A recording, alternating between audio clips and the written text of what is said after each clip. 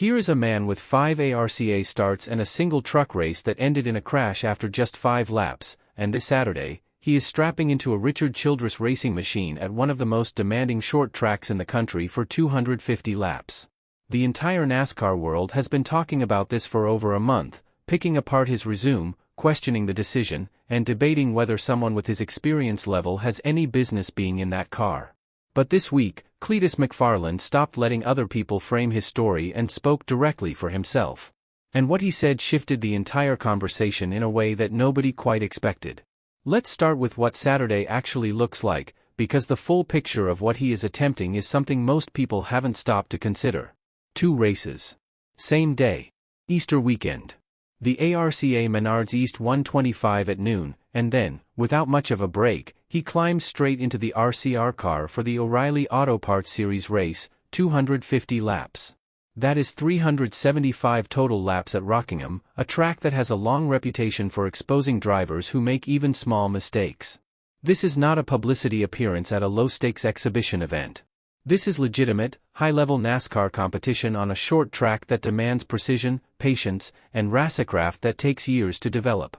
The scale of what he is attempting on a single afternoon is significant, and it deserves to be understood that way before any other conversation happens. Now, to the moment that has been spreading across every NASCAR corner of the internet this week. During a media call, Fox Sports reporter Bob Pockrass asked Cleetus directly whether he pays attention to the critics or tries to tune them out. Cleetus didn't dodge the question, and he didn't offer a polished non-answer. He went straight at it. He acknowledged openly that social media is literally his job, that his entire path to this racing seat was built on an audience, not a traditional racing resume. He admitted that the Daytona truck crash hurt him on a personal level and that he felt genuinely down on himself in the aftermath of that race. That kind of public honesty from someone in his position is not common, and it landed differently than the usual media call talking points. But then came the line that has been circulating everywhere since, the point that every single one of those critics, every person who has questioned whether he belongs in that car, would have said yes without hesitation if Richard Childress himself had picked up the phone and called them. That is not a deflection. That is a factual observation about human nature, and it is difficult to argue with. He closed that answer with a declaration that this partnership runs for 2 full years, 3 races per year, so anyone waiting for it to go away is going to be disappointed. That is the moment the conversation changed. The origin story of how the RCR deal came together is still something a lot of fans don't fully know. Someone from the RCR side reached out to Cleetus and told him directly that they saw potential in him but that he needed professional development and structured support to make anything of it. By his own account, Cleetus laughed and said he absolutely did need that. From that conversation, a real partnership took shape, RCR, Tommy's Express Car Wash, and O'Reilly Auto Parts all coming together around a structured, multi-year commitment. 3 races per year. 2 full years. One of the most respected organizations in NASCAR history did not put that kind of agreement on the table for a one-off publicity ride. This is a structured developmental program with accountability built into it, and that context matters when you're evaluating what is actually happening here versus what the loudest critics are describing. What Cleetus did to prepare for this weekend is where the story gets genuinely interesting regardless of how anyone feels about his place in the sport. He spent 2 months on his home simulator before a single test lap was turned at the actual track. Every day during that stretch, he was running the O'Reilly's car setup on the Rockingham layout. His personal fastest lap on that simulator during the entire 2-month window was around 240, a number he could not break no matter how many attempts he made. Then came the actual test day at Rockingham.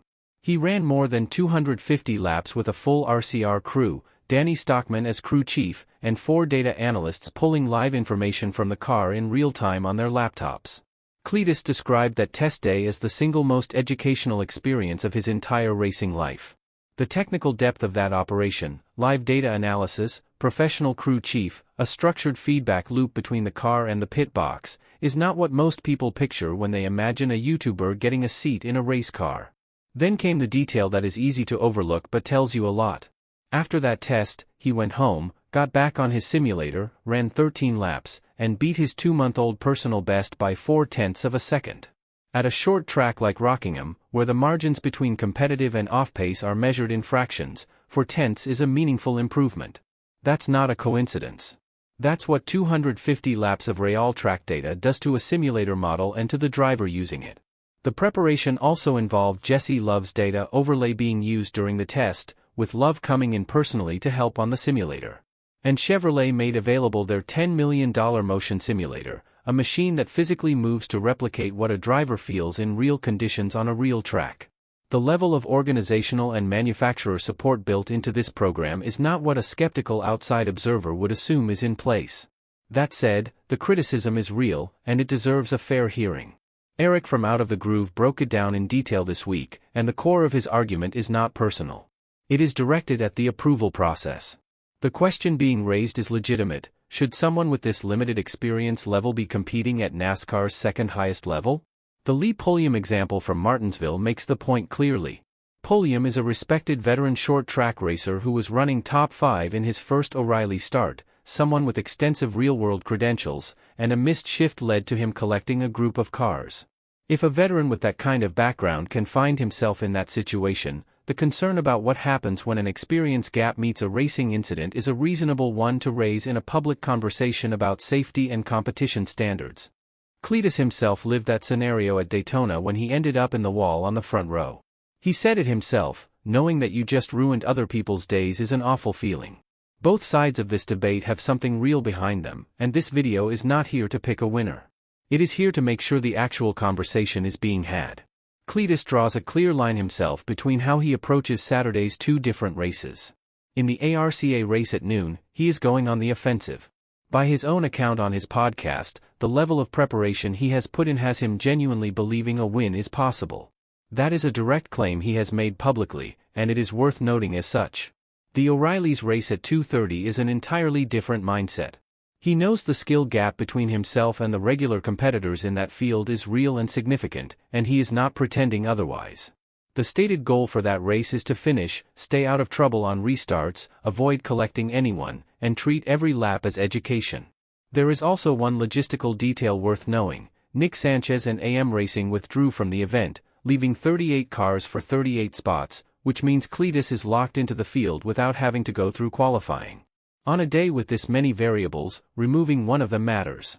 Eric's prediction for the O'Reilly's race is around 25th place and approximately 2 laps down, which he called a genuinely successful result that could make the case for a Talladega entry later in the spring. There is a part of this story that has nothing to do with lap times or data analysis, and it is the part that changes how you see the whole thing. This week Cleetus spoke about his late friend Greg Biffle, who passed away over the winter. They were close, and Cleetus said the entire process would be a lot more fun if Greg were here and that he thinks about it regularly. He said Biffle would have told him he wasn't ready, and then told him to go do it anyway. Dale Earnhardt Jr. gave him the same message: take the opportunity. Behind all of the debate and the media calls and the simulator numbers is a real person carrying genuine emotion into this weekend, and that is worth acknowledging. The larger picture here is something NASCAR itself has a stake in. Cleetus McFarland has nearly 5 million subscribers and over 2 billion views on YouTube. There are millions of people who previously dismissed NASCAR as a sport not worth their attention who are now watching race broadcasts, following qualifying results, learning what a crew chief does, and understanding why 0.4 of a second on a short track is a meaningful number. Cleetus referenced it himself: even Brad Keselowski, 2 decades into a career that will likely end in the Hall of Fame, still watches film every week to stay sharp. The sport is complex, data-driven, and deeply skilled. And Cleetus, whatever else is said about him, is reaching audiences that traditional NASCAR coverage has never consistently touched. That part of the story is already written, whatever happens on Saturday. Saturday at Rockingham. ARCA at noon. O'Reilly's at 2:30. He spent 2 months on a simulator, ran 250 laps in a test session, worked through data overlays with a full professional crew, answered every critic publicly without flinching, and carried the memory of a close friend into the garage with him. As Cleetus himself said, once that green flag drops, nobody can save him but himself. That is racing, and whether you are cheering for him or skeptical of the whole situation, you are going to be watching. If you want real breakdowns and real analysis of everything happening in racing week to week without the noise, hit that like button, drop a comment with your prediction for Saturday, and subscribe so you don't miss the post-Rockingham breakdown.